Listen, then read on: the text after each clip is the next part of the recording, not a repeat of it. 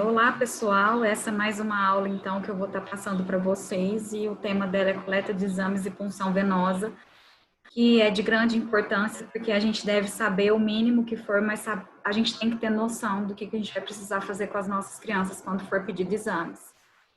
Os principais exames que a gente costuma ver durante essa infância seria o ABO, hemograma, bilirrubina, o líquor, PKU, urina, fezes e hemocultura. Vou estar falando um pouquinho de cada um deles. O ABO nada mais é do que o tipo sanguíneo que cada um de nós temos, que vai ser o A, B, AB e O. E aí, cada um desses é caracterizado pela presença ou ausência de algum aglutinogênio, que é nas hemácias, e aglutinina no plasma sanguíneo. O que seriam esses aglutinogênios? São substâncias encontradas na membrana plasmática das hemácias e que funcionam como antígenos quando introduzimos em indivíduo que não os possuam. Então, existem dois tipos de aglutinogênios, que é o A e o B. E já as aglutininas são substâncias presentes no plasma sanguíneo que funcionam como anticorpos que reagem contra esses antígenos estranhos, que seria o anti-A e o anti-B. Tá, por que eu tô falando isso? Porque quando algum aglutinogênio entra em contato e sua aglutinina correspondente provoca aglutinação do sangue, o que seria isso? Se eu coloco um sangue diferente do meu em outra pessoa que não tem o mesmo tipo sanguíneo, eu posso causar até a morte. Então, indivíduo com tipo sanguíneo A não pode doar sangue para tipo sanguíneo B e vice-versa. Já os indivíduos AB podem receber sangue de qualquer grupo. Já os tipos O pode doar para qualquer grupo. Então, é um sistema que ainda vocês vão aprender tudo, mas que a gente tem que ter muita atenção sobre o que a gente vai estar fazendo com o paciente.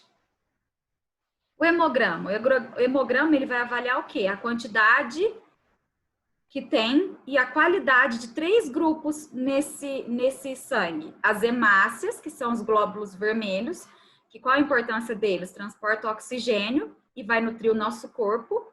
Os leucócitos, que são os nossos glóbulos brancos, que vai atuar como sistema imune. E as plaquetas, que atuam no quê? Na modulação dessa coagulação do nosso sangue. Quando a gente fala que precisa colher uma bilirrubina ou um BTF da criança, o que é isso? É a substância amarelada que é encontrada na bile e que permanece no plasma sanguíneo até ser eliminado pela urina. É a famosa tiriça, que o pessoal fala, né? Que no caso não é tiriça, é icterícia, que a criança acaba ficando amarelinha. E aí precisa fazer a coleta desse sangue para ver o que tem que fazer. Você tá vendo a diferença aqui, da cor da pele do bebê com do adulto? Essa criança, ela tem que eliminar toda essa bilirrubina através do quê? Das fezes e da urina. Só que como o sistema ainda é imune, ainda é muito indefeso, tudo, ele não consegue fazer sozinho.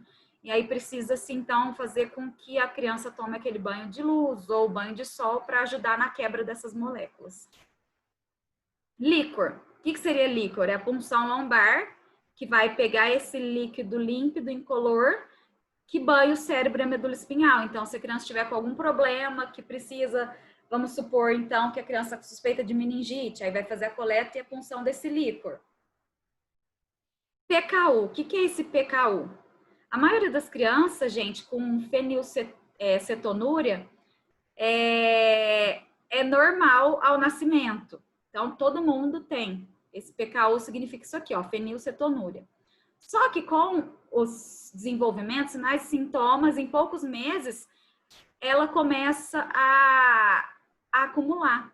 E aí, se não tratado, esse PKU acima do nível normal, pode causar retardo mental nessas crianças. Então, quais seriam as manifestações? Extrema hiperatividade, problema de marcha, psicose, às vezes mau cheiro no corpo, na urina, suor.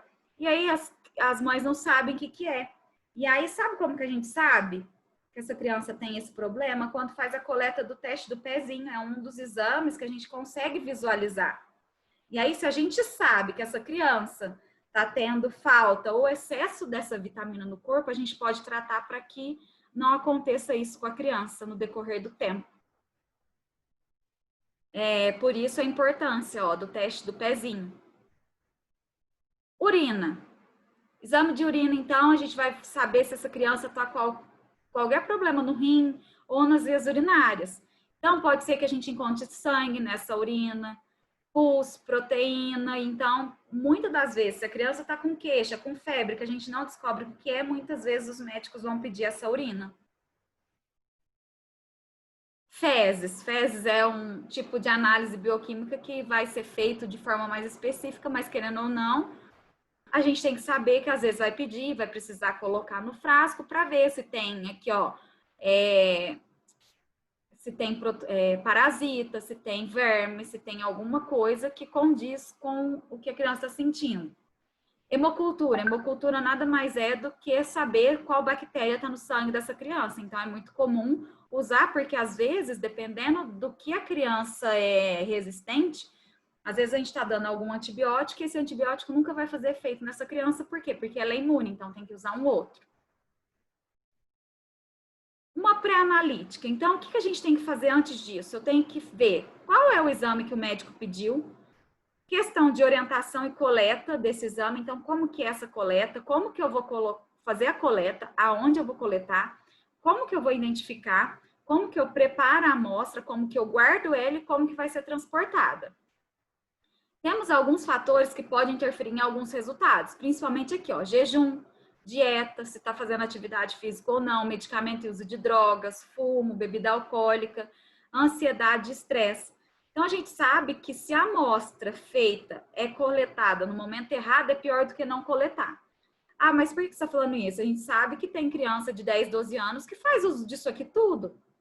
Então, assim, a gente tem que ter uma conversa e saber mesmo o que a gente vai estar coletando, que às vezes é melhor fazer com que colete depois, que a criança esteja tranquila, que não tenha tido nenhum contato, nenhum estresse, do que vir com um resultado pior ainda. A gente precisa de alguns materiais para fazer essa coleta. Por exemplo, bandeja, luva, seringa, agulha, scalp, os frascos de coleta, o garrote, algodão, que pode ser seco, com álcool ou com clorexidina, a etiqueta que vai identificar e o pedido do exame. Então, a gente precisa o quê para realizar essa punção? A gente precisa posicionar e acalmar a criança e, se entender, a gente tem que explicar o procedimento para ela, não necessariamente para o adulto. E aí, para uma punção, eu vou escolher o local, então, que tem o acesso venoso ali, vou verificar, vou garrotear em questão de local, de 5 a 10 centímetros do local que eu quero puncionar, para que a veia dilate. Vou fazer antisepsia com algodão, com álcool, para fazer a punção. Tenho que ter já o algodão seco em mãos, que a partir do momento que eu punciono, consigo fazer com que esse sangue venha. Eu tenho que pôr o algodão seco depois. Vou introduzir o catéter venoso num ângulo de 30 a 45 graus e vejo o retorno. Então, eu tenho que ver o refluxo sanguíneo. Vou soltar o garrote. Aí, aqui, ó, se for para ficar ali o dispositivo, eu vou fixar com o esparadrapo e vou orientar em questão de manter o catéter. Caso contrário, a gente vai tirar a agulha. Vou recolher todo o material, vou descartar tudo, lavagem das mãos e vou fazer a orientação. Quando é para infusão de soro, ó, a punção, antes da punção, a gente tem que levar o frasco certinho, tudo arrumadinho, torneirinha se necessário. A gente tem que ter aqui, ó, conectar o sistema ao catéter venoso e assim iniciar a infusão conforme o cálculo de gotejamento, que o médico vai pedir, em tantos minutos, em tantas horas, em tantas gotas por minuto. Somente para administração de medicamento, eu vou conectar, então, a seringa ao catéter venoso ou dependendo da infusão que for na velocidade. Local de punção, pessoal. A primeira escolha é sempre aqui, ó, as veinhas da fossa cubital, que é o quê? De maior calibre, no caso, meinho aqui do braço nosso. Também como coleta de exames, porque mãozinha é tudo muito mais dolorido, então a gente sempre tenta ver os locais mais visíveis. Vou mostrar para vocês alguns locais. Para punção, no caso. Região cefálica, quais são as principais para se puncionar? Veia temporal superficial, auricular, occipital, veia jugular externa e interna. Em questão de membros, a gente tem membros superiores, veia basílica, veia cefálica. Vou mostrar para vocês aqui, ó. Veia cefálica, tá vendo que a cefálica acessória, a gente sempre começa nesse meinho aqui, que são as mais calibrosas. A professora não tem, então eu vou para baixo ou então eu vou para cima, tá? Então, ó, basílica, veia mediana do cotovelo, veia basílica, vocês estão vendo que a basílica, ela tá andando, ó. Intermédia do antebraço, região da mão, olha, só quais que a gente vai, ó, a basílica, ela começa aqui de baixo, tem a cefálica, as metacarpianas, então, assim, a gente tem que ter noção disso aqui.